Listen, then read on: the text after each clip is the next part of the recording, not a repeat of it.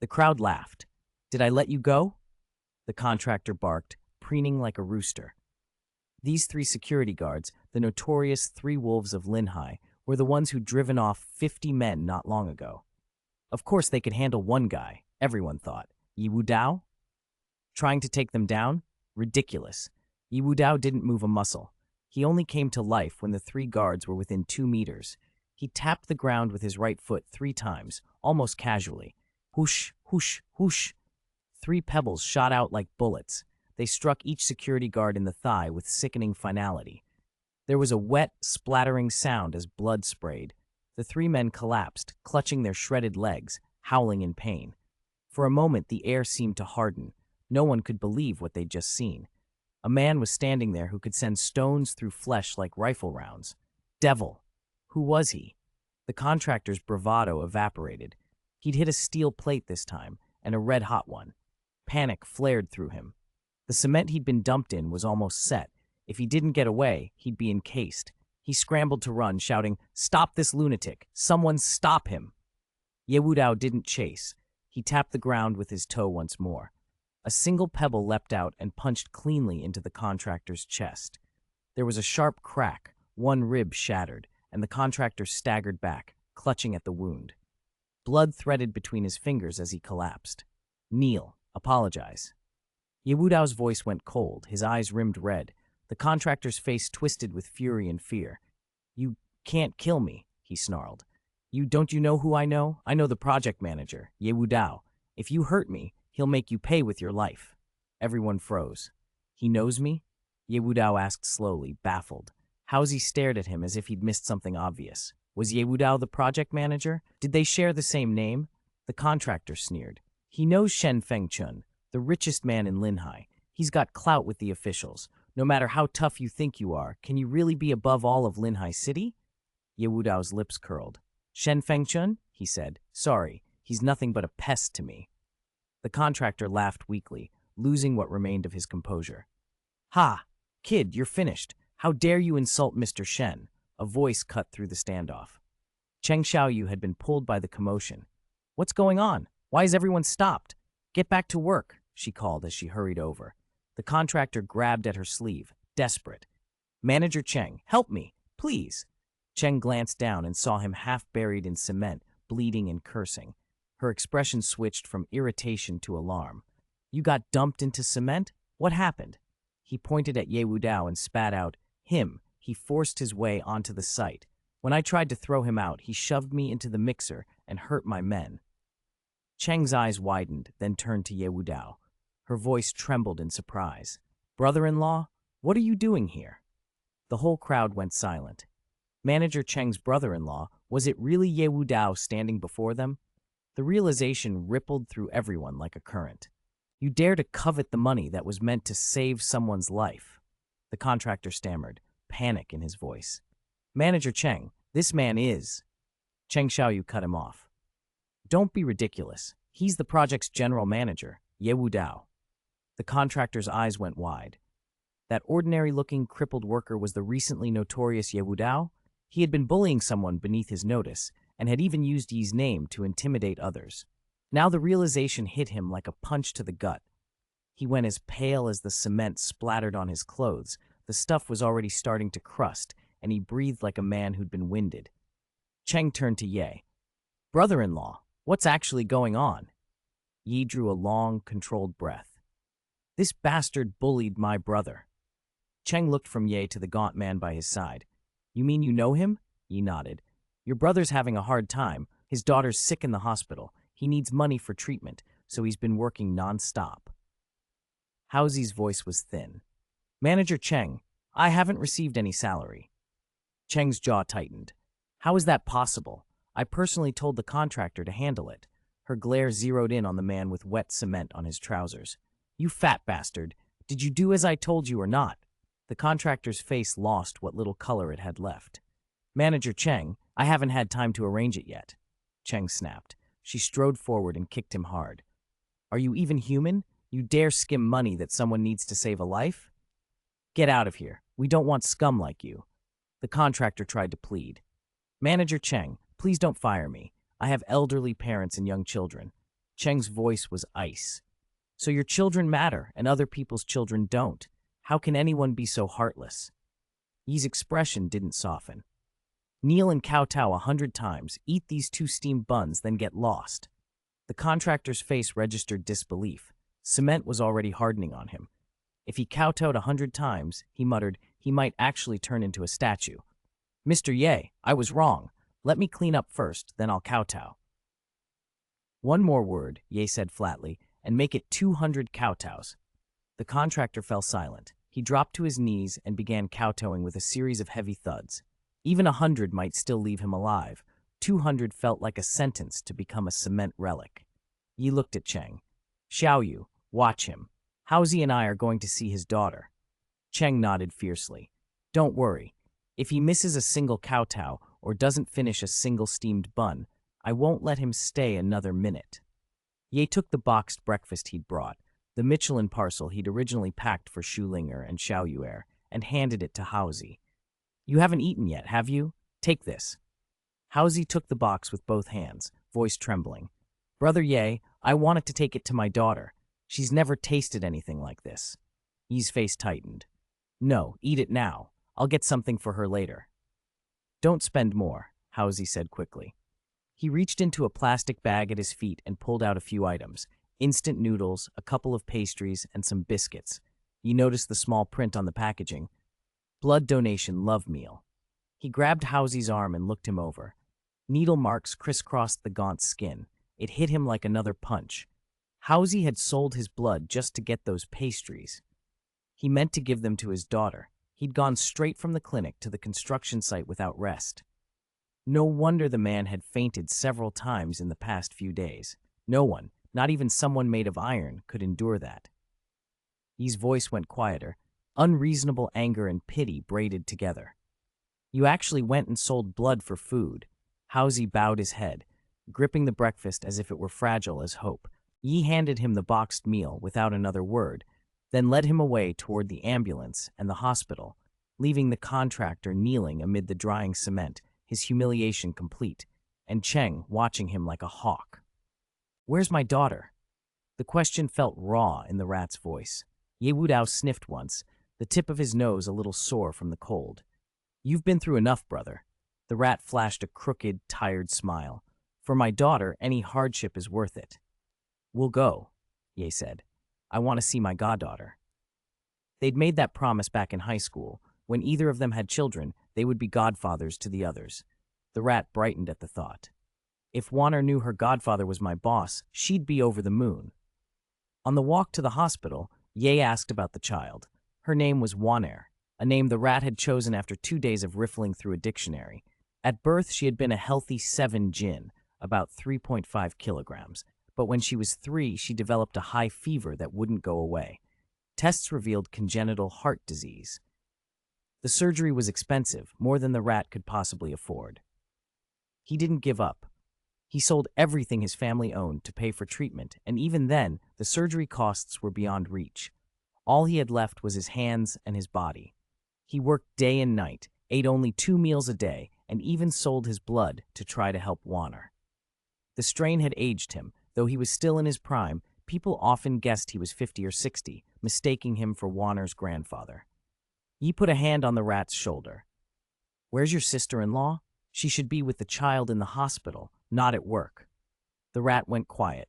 His eyes reddened, and after a long, painful moment, he ground out, She died a long time ago. Yi frowned. The way the rat had said it made it clear there was more to that story than he was willing to say. If the rat didn't want to speak of it, Yi wouldn't force him. He switched topics gently.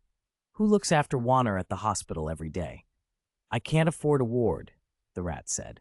So she's been staying in a storage room at the hospital.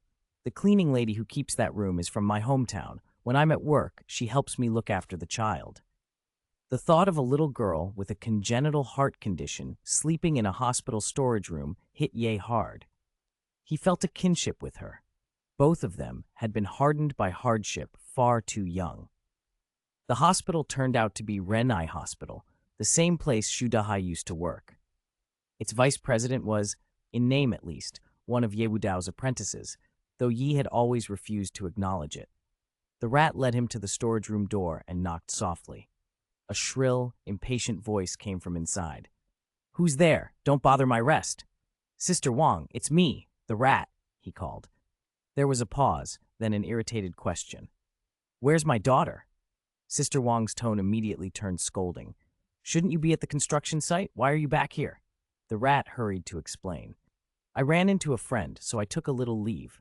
"You've got a daughter who's nearly dying, and you're taking leave?" she snapped. "Go earn money to save her. What kind of father are you?" The rat pressed his hands together. "Sister Wang, please, open the door. My friend wants to see Warner." "Warner's in the room across the hall," she said bluntly. The rat's face went white. "What, Sister Wang? How could you let my daughter stay in there?" "I'm trying to rest in the storage room," Sister Wang cut him off. "That little brat in the other room is always making a racket and keeps disturbing me." 184. From now on, I'll take care of everything. Ye Wudao spun around at Haozi's shout. Across from the utility room was the public restroom. Wan could she possibly be in there? It was unthinkable that anyone would leave a 4 or 5-year-old alone in a restroom. He and Haozi pushed into the cramped space. Yi's heart lurched when he saw her, a slight girl curled in a corner, trembling now and then. Her clothes were plain, loose, and obviously altered from an adult's, clean but far too big. Her face was pale, but the bone structure was delicate. She had the kind of looks that promised beauty in time. Her eyelashes were still wet with dried tears. She clutched half an apple to her chest, small shoulders shaking with the occasional sob. An iron chain was clamped around her neck, the other end fastened to a drain pipe. Only someone with no humanity would do that. Yi's fists clenched so hard his knuckles went white. Haozi collapsed in a sob and then, trembling, scooped her up. "Warner, wake up! Daddy's back!" he said, voice breaking. The little girl opened her big, grape-like eyes. They were bright and clear amid the exhaustion. When she saw her father, she managed a weak smile and reached up to hug him. Daddy hug," she murmured. Haozi forced a smile, hoarse with emotion. "Come on, Warner. Let's go outside. Daddy brought you something good." Instantly, the child brightened and held up the bitten half-apple. "Grandpa's son gave me this. It's so sweet," she said, and took another eager bite. Haozi asked gently, "Did you thank Grandpa's son?" Warner nodded. "Yes, Warner's very obedient." "That's my girl," Haozi said. "But Daddy brought something even nicer. Let's go eat it outside." Yi moved forward to free the chain. The moment he reached for it, Warner panicked. "I can't go out," she whispered. "Auntie said I can't go out until she comes." "Auntie?" Yi asked. Haozi's face fell. "Sister Wang," he said. Yi clenched his jaw and softened his voice, kneeling to Warner's level. "It's okay, little one. Uncle just saw Auntie. She said you can come out now." Warner shook her head violently. "No, Auntie will give me an injection. It hurts." "An injection?" Yi's pupils narrowed.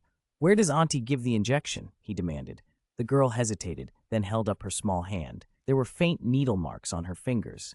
They weren't bleeding, but seeing them drove a needle through Haozi's heart. He broke down again and pressed a trembling kiss to her hand. "Warner, I'm useless. I'm so sorry." Anger flared through Ye like a bright, hot thing. "Haozi, wait here," he ordered. "Cover Warner's ears." Haozi stared. "Brother Ye, where are you going?" Ye's voice was low and fierce. "They're my brother and my goddaughter. No one's going to bully them." Haozi grabbed at him. "Brother Ye, don't, forget it. We still need them to treat her illness." "Shut up." Ye cut him off before Haozi could finish. His words were flat, irrevocable. "From now on, I'll take care of everything." Those 4 words hit Haozi like a tidal wave of memory. Back in high school, Ye had said them to him so often they'd become a kind of promise. Years had passed, but hearing them again reduced Haozi to helpless, grateful tears. He strode straight to the utility room door and kicked it open. "Get out here, you bastards!" he roared. Chapter 185. Apologize to Warner. Wang Guixiang, the cleaner, was sleeping soundly when a sudden loud voice snapped her awake. She leapt out of bed, heart pounding. "Who's there?" "The one who's going to take your life," Ye Wudao answered coldly. Realizing an intruder was in the utility room, Wang Guixiang's anger flared. She pointed a trembling finger at him. "Who the hell are you? Get out of here!" She lunged forward, intent on shoving him out. Ye Wudao merely grabbed her by the shoulder and sent her flying out the door with a single shove. Wang Guixiang slammed into the wall and tumbled to the ground, shrieking in pain. "You bastard! How dare you hit me? Do you want to die?" "Go to the restroom and apologize to Wanner," Ye Wudao said. He knew how deeply Wang Guixiang had scarred Wanner. If that shadow wasn't erased, it could warp the girl's view of the world and shape her future. Wang Guixiang spat, furious. "I get it. You're that rat's friend, aren't you? Make me apologize to that brat? You're delusional. No apology? Then die." Yi Wudao's smile was ice cold. With another brutal kick, he sent Wang Guixiang skidding 7 or 8 meters across the floor. He didn't want Wanner to hear the commotion and be frightened, so he'd moved the fight away from the restroom. This kick was harder than the first. Wang Guixiang landed curled up like a shrimp, retching blood. She struggled to breathe, her face paling as if she'd been strangled. The crash and her cries drew a crowd. Voices rose in alarm and anger. "Who is that? He actually hit Wang Guixiang. Everyone knows her husband is the hospital's security captain and her brother's the director. Don't mess with their family. This kid is too reckless. Impulse will get him killed." Gritting her teeth, Wang Guixiang snarled, "Die! You have to die!" Old Wang, hurry, someone's hurting your wife." Security guards pushed through the crowd. Captain Old Wang stormed up to his wife, fury written across his face. "Wife, who did this to you?" "She did it." Wang Guixiang pointed at Ye Wudao. Old Wang straightened, snapping the electric baton from his belt. He stalked toward Ye, voice hard as iron. "Kid, this hospital is for saving lives. I don't go around hurting people. But you hit my wife. Today I'm going to make an exception. I'm going to kill you. Brothers, get your weapons." The guards Old Wang had brought drew their batons and ringed Ye Wudao. He looked them over with disdain. "A few insignificant guards aren't even worth talking to. Get your director down here. If I don't see him in 10 minutes, he can forget about keeping his job." Old Wang laughed, contemptuous. "On the verge of death and still spouting arrogance. Impressive courage." "Go," he ordered. The guards closed in, batons raised. A collective intake of breath rippled through the onlookers. Unarmed and outnumbered, the young man seemed doomed. Many people flinched from the sight they expected next. Some even turned away. Ye Wudao didn't move until the circle tightened and the guards were about 3 meters away. Then, with a casual shake of his hands, a dozen silver needles gleamed into being in his palms. "I can save people, but I can also kill people." Ye Wudao flicked his wrist once, and silver needles erupted from his palm like a flash of lightning. The Tianluo 13 needles, his own invention, sang through the air, and without anyone seeing them arrive, struck precise pain points on several security guards. He had long since reached the realm where needle and practitioner acted as one. The signature ability of that level was to needle acupuncture points from a distance. The effect was immediate and brutal. 4, maybe 5 guards convulsed violently, then collapsed to the floor, screaming as if they were being torn apart from the inside. "Damn it, what is this? It feels like I'm dying. It's like a million ants are eating my organs. It hurts. Help! Somebody help!" Ye Wudao had only targeted their pain points. The torment was comparable to childbirth. Nobody who'd had that much pain could be expected to stand. The onlookers were frozen in disbelief. He'd barely moved, just a flick of his wrist, and men who hadn't even been touched were writhing on the ground. Was that hitting an ox from a distance the TV shows talked about? It felt impossible. Because the silver needles were so tiny and so fast, most people didn't even notice them. Old Wang, overwhelmed by pain, lost control of his bladder and bowels, soiling himself and collapsing into humiliation and fury. "Front desk, where are you? Call my brother. Call him right now," he roared between spasms. "My brother is the hospital director. He knows the police. I'll see you rot in jail." Only then did the front desk clerk snap out of her stupor, fumble for her phone, and dial Director Hu Yaoqing. At that exact moment, Hu Yaoqing was trapped in a different kind of chaos, a meeting in the conference room. Though he held the director's title, today he wasn't the center of attention. They had invited Li Yixiao, the president of the Chinese Medicine Association, to Renai Hospital for guidance. Li's status eclipsed Hu's, and with Li present, there was no room for Hu to grandstand. The conversation had turned to divine Dr. Ye, how he'd single-handedly turned the tide at the most recent Global Chinese Medicine Forum and saved the reputation of their field. Li Xiao grew visibly animated as he spoke, as if he had been the one to deal the decisive blow to Western medicine himself. "Do you have divine Dr. Ye's contact information?" Hu asked cautiously. "Renai would be honored to make him an honorary director," Li went on, almost pleading. "He wouldn't have to report in or take on duties, just his name would be enough. We'd offer the highest salary in the field." Li's excitement dimmed into regret. "But he's so low-key." He sighed. "I invited him to be president of the association. He refused. He won't even take positions." Disappointment spread through the room. Hu's phone began to ring. He considered ignoring it. How could he interrupt this? But the call came again and again. Finally, Li Xiao, who knew the tone of urgency, urged, "Answer it. It might be important." Hu gave a thin, apologetic smile and picked up. "Hello? I'm in a meeting. Didn't I tell you not to disturb me?" "Director, it's bad." The receptionist blurted out. "Your sister and brother-in-law have been crippled. Please come to the hospital right away." Hu's face drained of color. To cripple his relatives on his own hospital's grounds, whoever had done that must be insane. "I'll be there," he snapped, then hurried to end the call. Turning back to the conference, he said, "Mr. Li, I'm very sorry. Something urgent has come up at the hospital. I have to go handle it." "I'm sorry to interrupt," he added, standing. "I'll be right back." Li Xiao nodded. "All right, you go first." Hu Yaoqing hurried off. As soon as he was out of sight, Li Xiao slapped his forehead. "We should have gone with him. If it's something that happened at the hospital, it might be a medical emergency. We could help." Everyone agreed, and Li Xiao led them swiftly to the hospital outpatient department. When Hu Yaoqing arrived, his face was white with fury. His sister was bruised from head to toe and had coughed up blood. Her husband showed no visible wounds, but he was doubled over in pain, groaning and screaming, clearly suffering internal injuries. "Who did this?" Hu bellowed. Wang Guixiang shouted, "Brother, that scoundrel hit us." "Call the police and have him arrested," Hu demanded, glaring at Yu Wudao.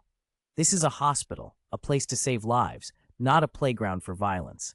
Apologize to my sister and brother-in-law right now and pay for their medical bills and losses. If you don't blame me for being ruthless." Yi Wudao replied evenly, "Those are exactly the words I was going to use. Compensate them for the medical expenses and the emotional damage," Hu insisted, "or you'll pay the consequences." "How arrogant," Hu muttered to himself. "Utterly arrogant. Since you want prison, I'll help you get there." He pulled out his phone to call the police, but Yi Wudao didn't back down. "You're making accusations in the head of a hospital without knowing the facts," Ye said.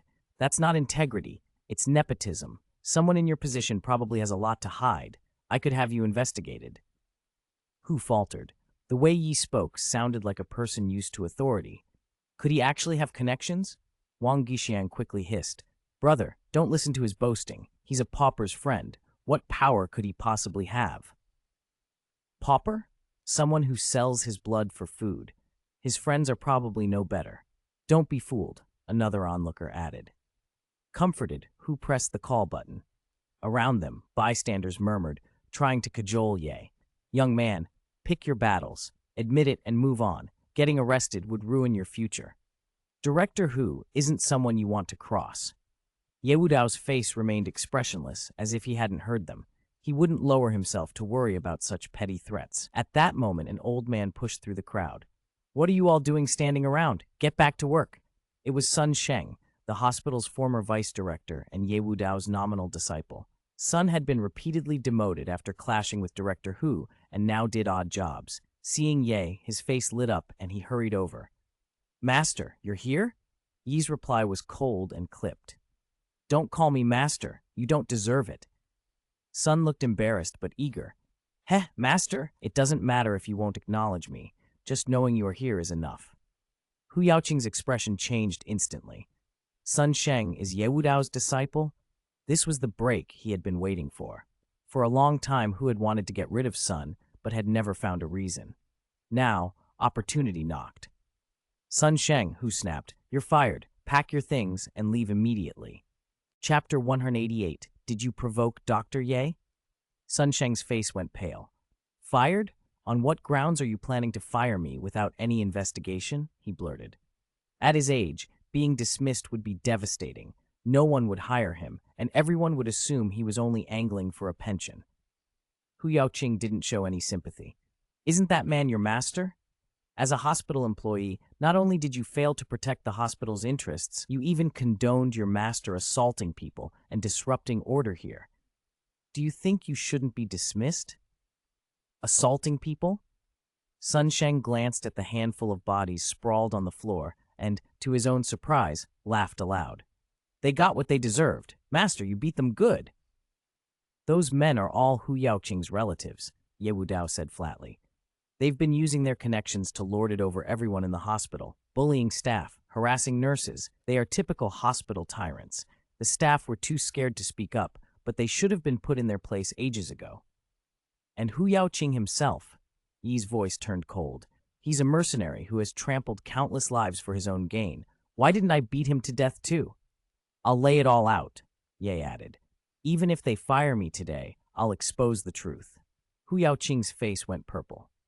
You insolent! How dare you slander me? I'll see that you're not only fired, but jailed.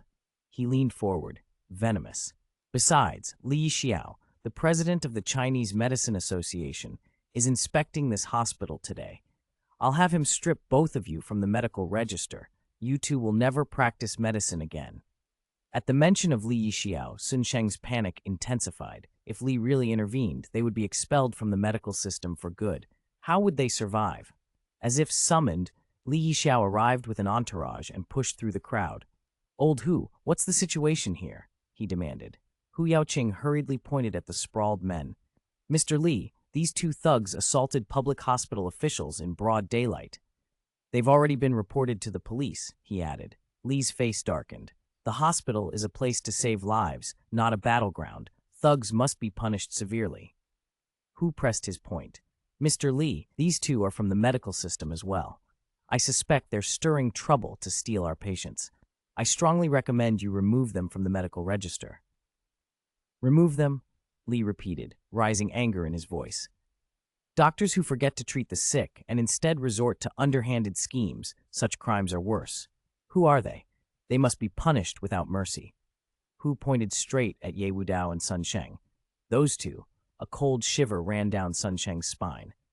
This was it. Li Xiao would make the call. There was no hope. But when Li looked in the direction Hu had indicated and saw Ye Wudao, his entire expression changed. The man's features went slack, and for a beat he seemed stunned. Recognition lightened into reverence. Divine Dr. Yi, he stammered, then hurried forward like a man saved. Ah, Divine Dr. Ye, I've been trying to find you for ages. I didn't expect to run into you here. What an honor, what an honor. Everyone around them froze. The president of the Chinese Medicine Association, a department-level official, was bowing and fawning before this young man. They exchanged bewildered glances. Who was this young doctor, to have such sway and command, such deference? No wonder he had been so fearless facing Hu just now. He'd been playing the pig to eat the tiger. Hu Yaoqing's confident facade crumbled. The words echoed through his mind, Divine Dr. Ye. He never expected the quiet young man standing there to be the legendary Divine Dr. Ye.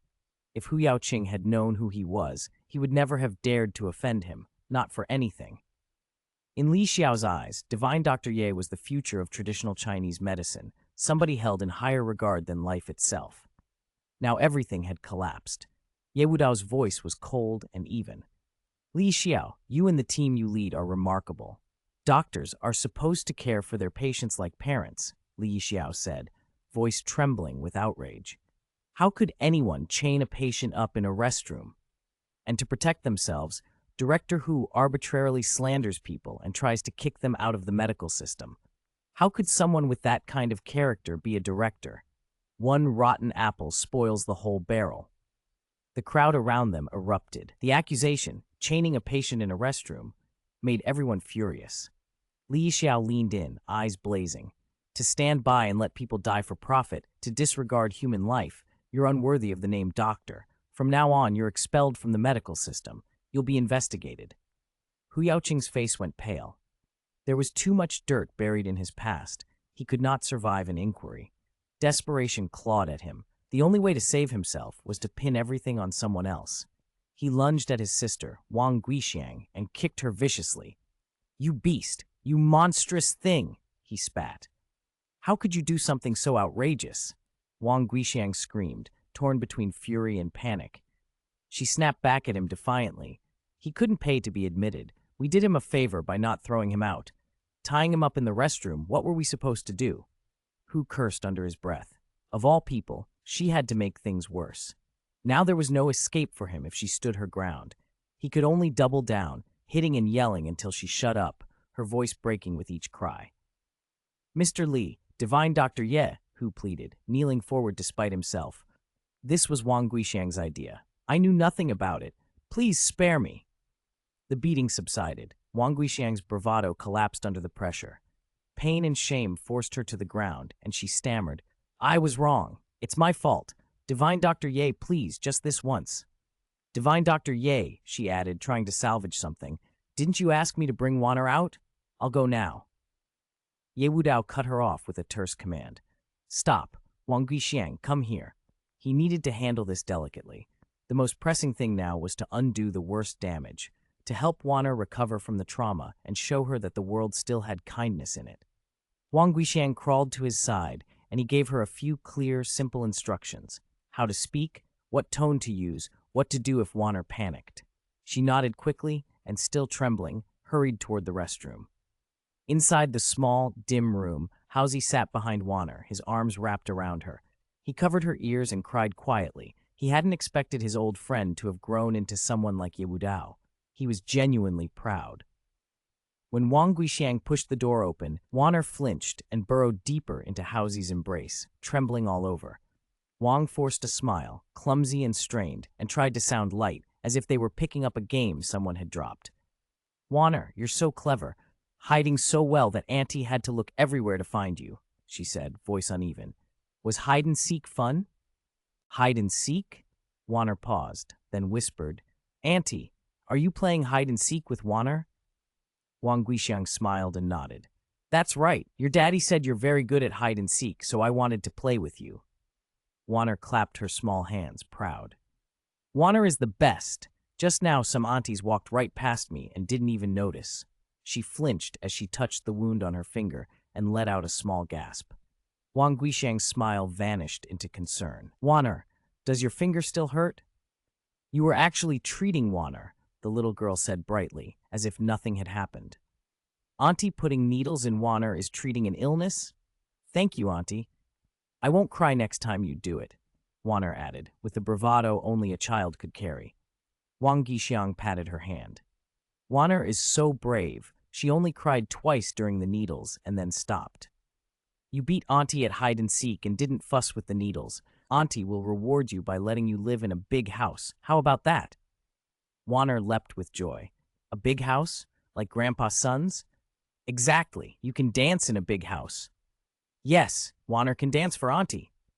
Come on, Wang Guixiang said, taking the girl's hand. I'll take you to the big house right now. They headed toward the luxury ward.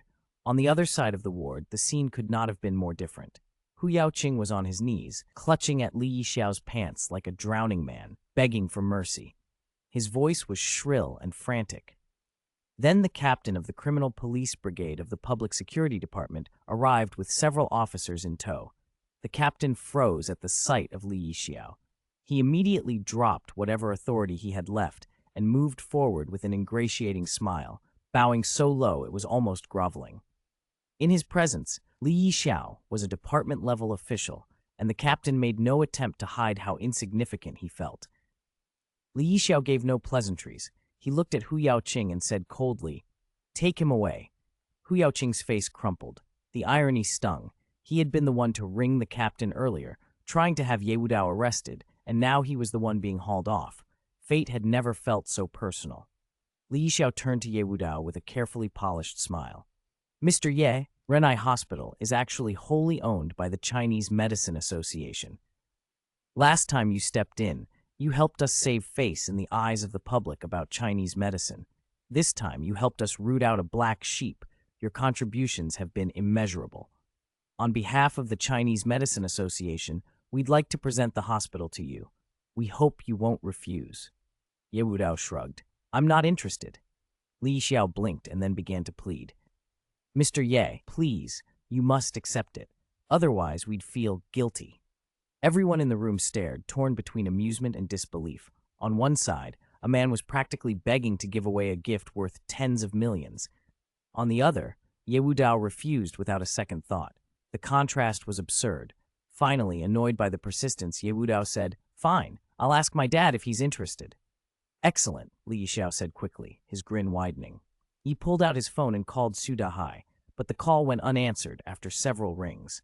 With no other option, he dialed Shu Linger. "Linger, how's the Dao Ling Group integration going?" he asked. "It's almost finished," Shu Linger answered. "Just a few small details left." "Good," Ye said. He got to the point. "If I hand another hospital to you, would your team be able to integrate it?" Shu Linger's heart leapt. Another hospital? This young man really was industrious, bringing in valuable property like a hard-working little ant, and each time it was worth tens of millions. There was no reason to refuse something like this. "Of course, I'll take it," Shu Linger replied quickly. "Who from your circle is giving you this hospital?" "Ye Wudao, you're getting arrogant," Shu Linger scolded. Ye Wudao gave a wry smile. "I'll tell you about it when we get home. Honestly, I didn't want it, but they insisted on giving it to me. You only make things difficult for me. Friends don't do that," she muttered, then fell quiet. At that moment, Haozi walked by carrying Waner. The little girl saw Sun Sheng and reached out, calling, "Grandpa Sun! Pick me up, Grandpa Sun! Pick me up!" All right, all right." Sun Sheng took her into his arms, doting. "Waner, have you been good today?" Waner nodded solemnly. "Grandpa, I was very good. I didn't even cry when I had my shots." "You finished all the apples Grandpa gave you too, didn't leave one?" Sun Sheng asked. Waner nodded again. Sun Sheng smiled. "Good girl, so well behaved." It was clear Sun Sheng had helped Haozi a lot over the years. Ye Wudao turned to him. "Sun Sheng, since this hospital doesn't have a director right now, why don't you take the post for the time being?" Sun Sheng's eyes brimmed with tears. At his age, he'd thought simply making it to retirement would be a gift from his ancestors. He never expected another step forward. Blessings from above, or rather, from Master Ye. He couldn't help telling himself how much this master deserved respect. Ye Wudao personally led Waner into a luxurious ward and after telling her to rest and recover, left. Waner's congenital heart disease was a structural problem that troubled the medical world, but to Ye Wudao, it was just a complex case. Once her body was back to full strength, he would act to save her. After Wenner was settled and asleep, Haozi took Sun Sheng aside. He handed the old man a bank card and a small box. "Uncle Sun, this card holds all my savings," he said. "This box has all the clothes I made for Waner up until she's 12. If I die, please give these to Ye Wudao and ask him to help raise my daughter. Tell him that in my next life, I'll be a cow or a horse to repay his kindness." Sun Sheng's voice shook with worry. "Haozi, you can't give up now. Master Ye's medicine, he might be able to cure your cancer." Haozi forced a bitter smile. "Uncle Sun, please don't try to comfort me. My cancer has already spread everywhere. Even if a god came down, it couldn't be reversed. All I want is for my daughter to live a healthy life. If she can, I'll go in peace." Sun Sheng could only sigh. Heavens are so unfair. Why do good people suffer like this? That evening at Shu Linger's house, the table groaned under food. Braised ribs, steamed fish, local chicken stew, sticky rice in lotus leaves, stir-fried potatoes, green peppers with eggplant. Every dish was chosen with Ye Wudao's favorites in mind. The one dish Shu Linger loved most, Grandma's locust flour cake, was there too. She wasn't angry though. Ye Wudao had just given her a hospital, and that felt like reward enough. Before they began, Chen Mei raised a suggestion. "Let's make a rule. From now on, no matter how busy we are, we must come home for dinner every evening." "No problem," came the chorus. Agreed. Hands were raised in a unanimous vote. Chen Mei smiled and handed out chopsticks. Plates were passed and everyone dug in. Watching her family enjoy the food made Chen Mei glow with pride. Grandma's face, too, wore a smile that had been absent for a long time. Her daughter's family was happy. What more could she want? If only there were a child to complete the picture. When they had finished, Shu Linger put down her bowl and spoon and turned to Ye Wudao. "Okay, now tell me about this hospital." 192. "When are you going to let me get in bed?" Ye Wudao said. "It's really nothing big. The hospital's former dean was corrupt, and I reported him. You reported him, and someone handed you a hospital? Schulinger laughed. You're joking. It wasn't only that, Ye Wudao replied. Do you remember the last World Forum on Chinese medicine? I defended Chinese medicine there and browbeat Western medicine into apologizing. After that, Li Xiao wanted me to be president of the Chinese Medicine Association, but I turned it down, so he compromised. He gave me Renai Hospital instead. Schulinger's eyes widened. Oh, that actually makes more sense. At that moment, the sound of porcelain shattering split the air. Su Dahai's bowl and chopsticks clattered to the floor, broken. Old Shu, what are you doing? You're a grown man. Don't be breaking dishes, Li Yuhuan scolded. Su Dahai ignored her and stared at Ye Wudao. Xiao Ye, what did you just say? Ye slapped his forehead. Oh right, Dad. I tried calling you earlier, but you didn't pick up, so I hadn't told you. Li Xiao gave Renai Hospital to me. From now on, you'll be the one in charge there. Like a spring uncoiling, Shu Dahai leapt to his feet, thrust his hands into a cabinet for a suit, and bolted for the door. Hey, where are you going at this time of night? Li Yuhuan called after him. To inspect the hospital. He barked over his shoulder. Inspect what work? Li Yuhuan cried. You just want somewhere to show off. Su Dahai had already reached the door when he turned suddenly and came back toward Ye Wudao, eyes wet. Xiao Ye, thank you, he said, voice breaking. Tears threatened as he clasped Ye's hands. You're welcome, Dad, Ye answered. Grandma heaved a small, proud sigh. I never thought Dahai would own a hospital one day. I was wrong about him. Li Yuhuan shot a look at Ye and said, Mom, it's not Dahai's doing alone. He wouldn't be owner if it weren't for Xiao Ye's good fortune. Without him, Dahai might have even lost his job. Humph, Grandma sniffed. Now that he's an owner, he's so proud. He's no match for our Xiao Ye. Enough, Mom, Schulinger said. Stop. Dad worked at that hospital for 30 years and carried around that frustration. It's only natural he wants to go back and see how things are now. Dinner ended quickly after that. Cheng Xiaoyu packed a few Sephora flour cakes for a late-night snack and left. Grandma and Li Yuhuan went to sleep in their room, and Ye Wudao was back in the room with Shu Linger. But Linger was adamant Ye could not share the bed. He was to sleep on the floor. Ye looked at her exasperated. Linger, when will you ever let me sleep on the bed? She sized him up. You're so secretive. There are a lot of things about you I don't know. When I understand you completely, then you can sleep on the bed. Ye grinned. That's easy. How about I confess now? What? That you're fabulously rich, she said, snorting. Actually, Ye began, and then decided not to push it. He lay down on the floor reluctantly. Just then his old classmate Fan Yun pinged him. Mr. Ye, I looked into the thing you asked about. Are you free now? I'm free. Tell me, who broke Housy's leg back then? Fan Yun's reply came quick. A village bully named Zhou Hu from Zhou Village. Chapter 193. Do you prefer a daughter or a son? Zhou Hu. Ye Wudao's eyes narrowed until they were knives. That man really was a persistent nuisance. He'd been circling under Yi's nose long enough. It was time to put an end to him. Fan Yun switched the subject. Mr. Ye, are you going to the class reunion tomorrow? Ye Wudao answered curtly, no. He'd meant to go just to see Housy, but now that he'd already found him, there seemed no need. Fan Yun hesitated, then said, you should go. You know Housy's wife will be there. The 4 words snagged Ye Wudao's attention. What do you mean? I heard Housy said his wife was dead. Fan Yun filled him in.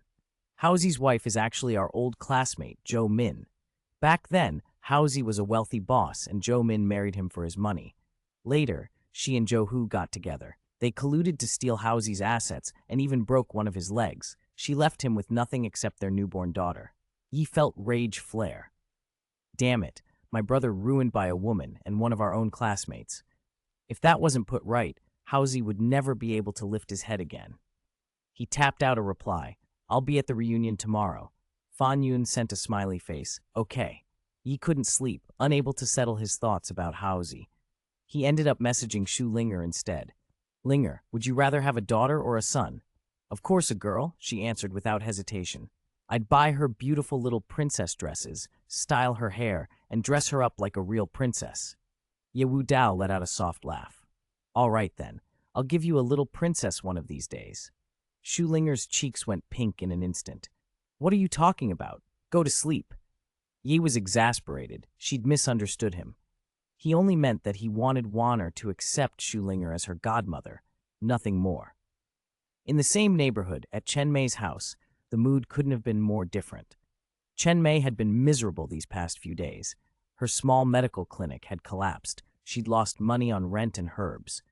To keep the household afloat, Chen Yaji had been forced to take a low-level job. Meanwhile, thanks to Ye Wudao's backing, Schulinger's family was flourishing, leaving Chen Mei's family in the dust. Today, she'd even heard that Ye had taken over Renai Hospital. Envy and hatred gnawed at her. More than anything, she regretted the past.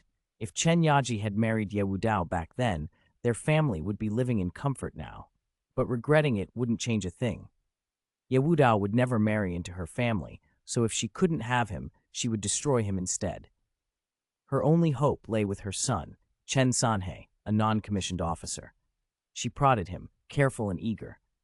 Sanhei, didn't Staff Officer Hu want to deal with Ye Wudao? Why hasn't anything happened yet?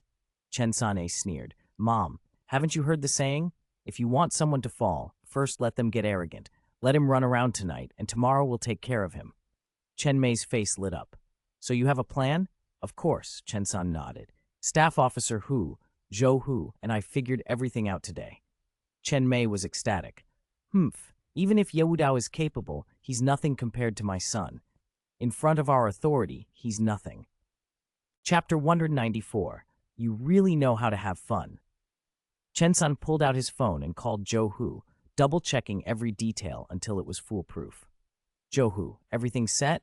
Everything's ready. We're just waiting for the right moment, Zhou Hu said, his voice flat.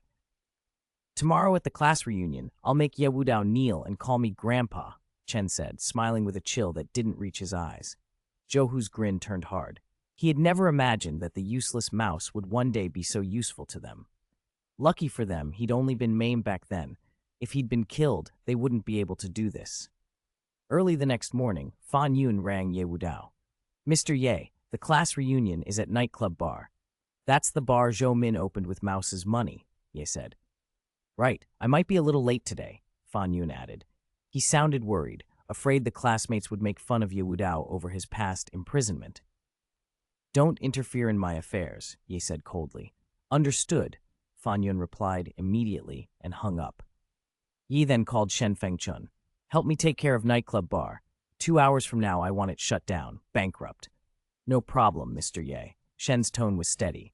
I could do it in half an hour. Delay it until 2 hours from now, Yi interrupted. Let it last through the reunion. I want them to suffer a little first. Drag it out. That's how revenge tastes best. Shen hesitated only a moment. He didn't know exactly who Ye meant by her, but he had no trouble agreeing. Ye started the car and headed toward Nightclub Bar.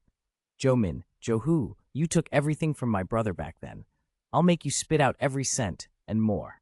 Inside Nightclub Bar, Zhou Hu rolled out of bed and slapped the woman beside him. Wake up, Zhou Min. Time to go to work. She groaned and clung to him.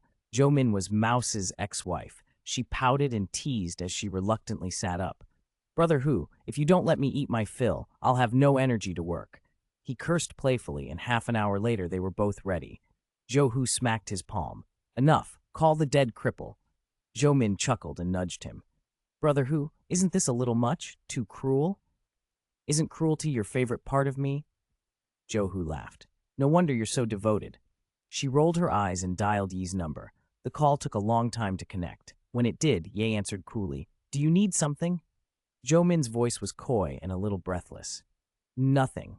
I was just, these spicy strips are killing me. Too spicy. She faked a cough. We're having a class reunion at Nightclub Bar. Come over early, won't you? I'm not coming, Ye said flatly. Zhou Min's face hardened. You dead cripple, how dare you refuse me? Her voice dropped to a low, perhaps dangerous whisper. If you don't come, fine. Then forget it. I was thinking, she laughed too loudly, trying to sound casual, I'd give up the custody fight for Wanner. There was a long pause on the line. He felt something tighten in his chest. Really? He heard from the other end. Hesitation, then sudden eagerness. If I come to the reunion, will you really give up custody of Wanner? 195. Nightbar Housie could see Zhou Min for what she truly was. If Wanner stayed with her, she would never have a good ending. She might even lose her life. He had to fight for custody. On the phone, Joe Min answered without hesitation. Of course. All right, I'll be there right away, Housie said. I'll wait for you, she purred, then added in a softer, pained voice. Ah, it hurts. Housie ended the call in silence, his face gone hollow with grief. Why did the world treat him this way? Beside him, little Warner looked up and asked quietly, Who called you? It sounded like Mommy, he replied, forcing a smile. Then, steeling himself, he hugged her and said, Warner, Mommy is already dead. Don't worry about her anymore. Warner's small face fell. Oh, Warner doesn't have a mommy anymore. Housie's chest tightened. He turned his head to hide a tear, gave Warner a few brief instructions about staying quietly at the hospital, then hurried off to the class reunion. No sooner had Housie gone than Johu and his men pulled up at the hospital. Johu watched Housie's retreating figure with a dark grin. Humph, Housie, he muttered. This time you've done me a great favor. He barked an order. Brothers, move out. The men tumbled from the car and rushed into the hospital. Night Bar wasn't the biggest place in Linhai City, but it ranked comfortably in the upper middle tier. In busier times, its entrance would be crowded with people in luxury cars. Tonight, however, it felt a little subdued. Zhou Min had closed the bar for the evening to hold a class reunion, wanting to entertain her old classmates and show off her success. They came one after another, and Zhou Min quickly became the center of attention. She was the most accomplished person from their year, rumored to be worth millions, and she dressed to show it. Her outfit left little to the imagination: exposed thighs, a plunging neckline, and a bare midriff. The men in the room watched her with hungry eyes and fell over themselves to flatter her. The women, though privately disapproving of her flaunting ways, greeted her with forced smiles and compliments. Wang Qiang was especially obsequious. Zhou Min, you just keep getting more beautiful, he gushed. And you did all this yourself, built this whole place. You're the most successful of us, aren't you? Others quickly chimed in. That's right, Zhou Min's rich and gorgeous, so enviable. Ha, there's nothing to envy. She's a favored child of fate. Of course we can't compare. Even among people her age, her achievements are top-notch now. Zhou Min's smile bloomed with pride, but she pretended to be modest. You flatter me. My little business is nothing. But if we're talking who's doing the best these days, she continued, deftly shifting the attention, it's our old classmate Ye Wu Dao. Instantly, the room buzzed with curiosity. I haven't heard from Ye Wu Dao in ages. What's he doing now? Didn't he go to jail after graduation? Is he out already? In school, he and Housie were the slackers. You'd never expect him to be successful. Zhou Min smirked. He's married a beautiful wife and just stays at home eating soft rice. Laughter filled the room. The idea of a former troublemaker living off his wife amused them all. Wang Qiang turned to Housie as if daring to goad him. And Housie? With Housie's looks, he doesn't have the kind of leverage to be a kept man, does he? 196. Who is Ye Wu Dao? Zhou Min sneered. Rattlesnake? He's out there laying bricks at a construction site. Word is he's so broke he sells his blood for cash. The room erupted in laughter. The classmates felt superior. They might not be as well off as Zhou Min, but compared to Rattlesnake and Ye Wu Dao, they were billionaires. Trash would always be trampled. Classmates, Zhou Min said, do me a favor later? Wang Qiang was quick to volunteer.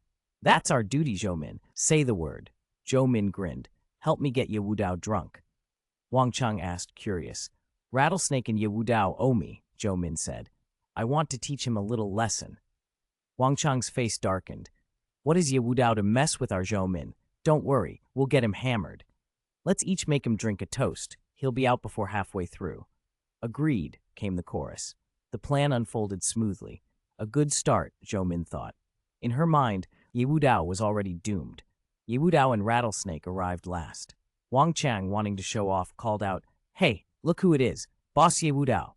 Shouldn't you be at home living off some woman? There's no soft rice to eat here. He laughed cruelly. Ye Wu Dao's face was unreadable. Wang Qiang? Haha, didn't expect you'd remember me. Wang Qiang shot back. Very calmly, Ye Wu Dao produced a pen and a small notebook and wrote Wang Qiang's name. A score to be settled later, he thought. The action stunned them all for a moment, then ridicule broke out. Who did he think he was back in school, jotting names to hand to a teacher? Childish. All right, Classmates, sit, Zhou Min ordered. They gathered around the round table. Rattlesnake hustled to Zhou Min's side and whispered urgently, "You said if I came, you'd give up the custody fight. I brought the agreement. Sign it." "Not now," Zhou Min said coldly. "Sign after the reunion." "Sit down," she added, pushing him back into his chair. Rattlesnake had no choice and took the seat beside Ye Wudao. Zhou Min sat and signaled the waiter. "Wine, please." Glasses were filled. Wang Chang stood. "It's not easy for all of us to get together. I propose a toast." "This drink is finished in honor of our friendship," he declared and downed his glass. Everyone followed his lead, including Ye Wudao, who lifted his own glass without hesitation. Rattlesnake hesitated, face troubled. Classmates, I'm sorry, but I took cefazolin today. I can't drink." "Tea instead?" he offered weakly. "How can you substitute?" Lu Yisho slammed his cup down and stood. "Everyone else drank. If you don't, it's disrespectful." Others began to join in the criticism, piling on until Rattlesnake was cornered. Ye Wudao narrowed his eyes and looked at Lu Yisho. "May I ask your name?" "I'm Lu Yisho," he said. "What, you don't even remember me? Very good." Ye Wudao wrote Lu Yishao's name in the notebook. Lu scoffed. "What's wrong with you? What era are you in? Still writing names like a kid? Are you going to turn this in to the homeroom teacher? Sorry to disappoint. You homeroom teacher's dead." "Hailong Group? Hailong Group?" Someone snorted and the table erupted in laughter. Zhou Min leaned back grinning. "It's fine if you don't want to drink, Rat, but you can't just leave that glass untouched. You have to find someone to drink it for you." Wang Qiang caught his meaning right away. "Rat, you and Ye Wudao were pretty tight back in school. Why don't you let Ye Wudao drink it for you?" Everyone cheered the idea. Rat waved his hand, embarrassed. No, I'll drink it myself." He looked sincere, but Ye Wudao clapped him on the shoulder. "Don't worry about it. I'll drink it for you." "Not like that," Wang Qiang mocked. "What, you gonna make him down it and choke?" Ye Wudao ignored him and instead called, "Waiter." The waiter hurried over. "Yes, sir, what can I get you?" "A basin," Ye Wudao said casually. The waiter blinked but did as he was told and set a wash basin on the table. Wang Qiang laughed. "You're not planning to puke in that thing, are you? Don't gross us out. If you're going to throw up, go to the bathroom." Ye Wudao paid him no mind. He tipped Rat's glass into the basin until it was empty, then refilled his own glass and downed it in a single gulp. Wang Qiang relaxed into his seat. "See? Who cares if he pours it out or not, as long as he shows he drank? The bar had plenty of liquor, after all. What did it matter if someone poured a few glasses away?" Before the laughter died down, Wang Qiang raised his glass again. "Ye Wudao, I heard you're a live-in son-in-law now, living off a woman." A ripple of ridicule went around the table. "Living off a woman? That's a talent in itself. Let me give you a toast." Ye Wudao smiled coolly. "Are you sure?" "What's there to be unsure about?" "All right." He didn't drink immediately. He poured the contents of one glass into the basin, then filled his own glass and downed it. The move puzzled everyone. Pour one out, drink one. What was that about? Still, nobody cared enough to ask. As long as he kept taking the toasts, the wine flowed freely. No sooner had Wang Qiang finished than another man stood and clinked his glass toward Ye. "Ye Wudao, a respectable man, how can you live off a woman? That's unacceptable." He smirked and added, "I'm the HR manager at Hailong Group. Drink with me and I'll see you a job." Conversation erupted. "Hailong Group? That's Fortune Global 500. To be a manager there at his age, what a future. If he puts in a good word for you, you could be set." Ye Wudao glanced at the man. "Your name?" The man laughed loudly. "I don't change my name when I walk or my surname when I sit. It's Zhang Sanfeng. Are you writing this down too?" Ye Wudao nodded, and with a quick stroke on a scrap of paper, jotted, "Hailong Group, Zhang Sanfeng." "Impressive," the man said, and knocked back his glass in one go. Ye repeated his ritual. One glass poured into the basin, one glass swallowed. The table watched with a mixture of amusement and bewilderment. A woman rose from the group. "Ye Wudao, long time no see. Don't you remember me? I was your deskmate." He studied her face and then nodded. "Lu Qianchan?" Lu smiled. "How flattering to be remembered. I work with Fan Yun now. Do you remember Fan Yun? Didn't you even write her a love letter back in the day?" At the name Fan Yun, the chatter grew lively. "What's Fan Yun doing now?" someone asked. "Why isn't she here today? 198, Dignity or Life."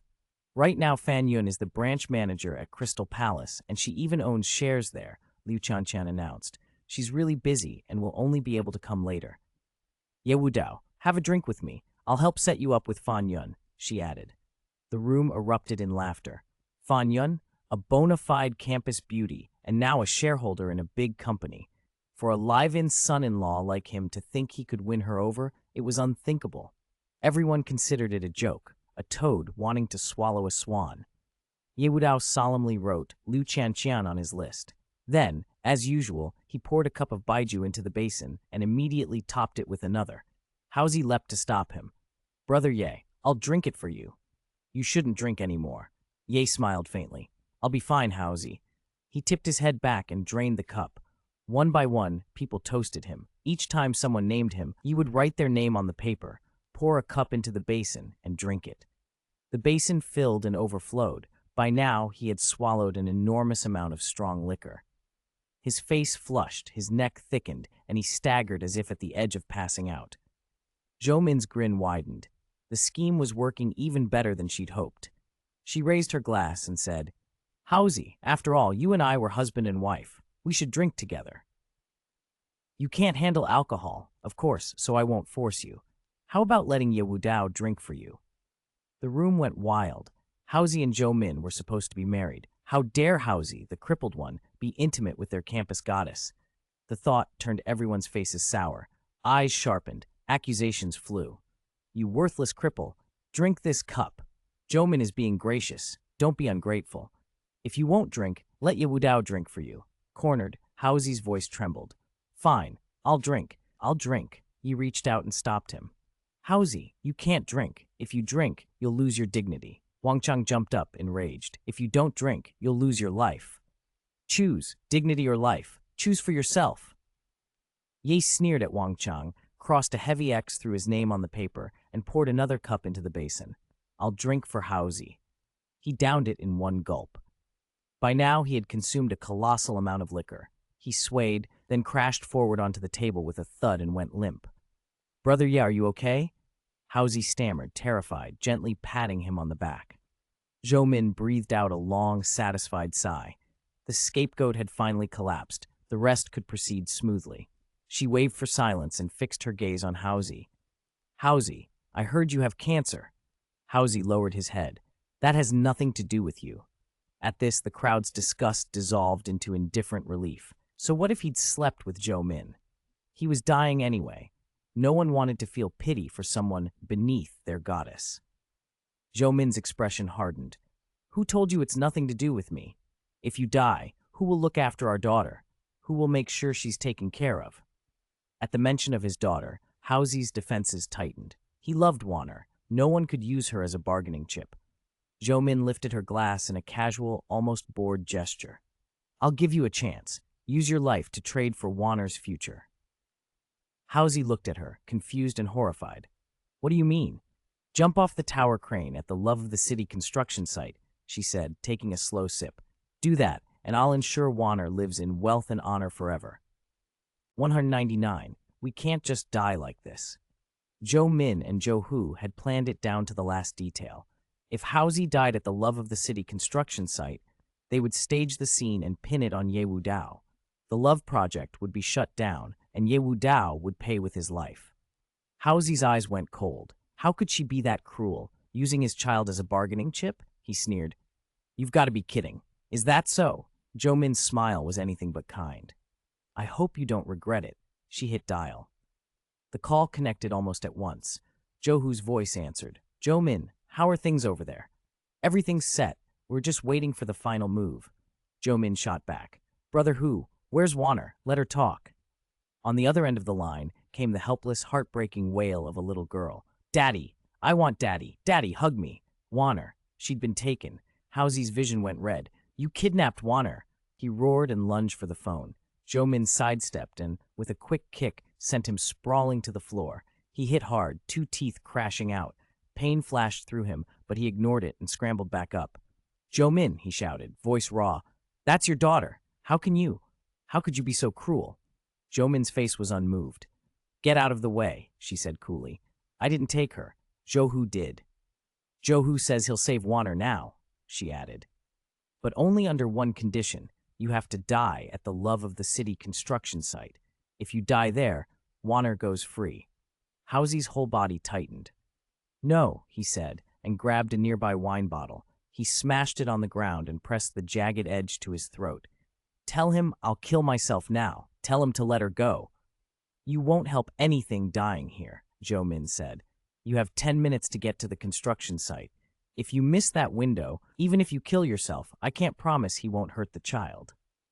The time limit hit him like a physical blow. Dizzy and desperate, he dropped to his knees, hands on his head. I'm useless. I'm worthless. I'm sorry, he wailed.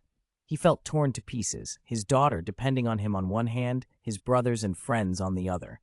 He didn't know which to save. Around them, the watching classmates trembled.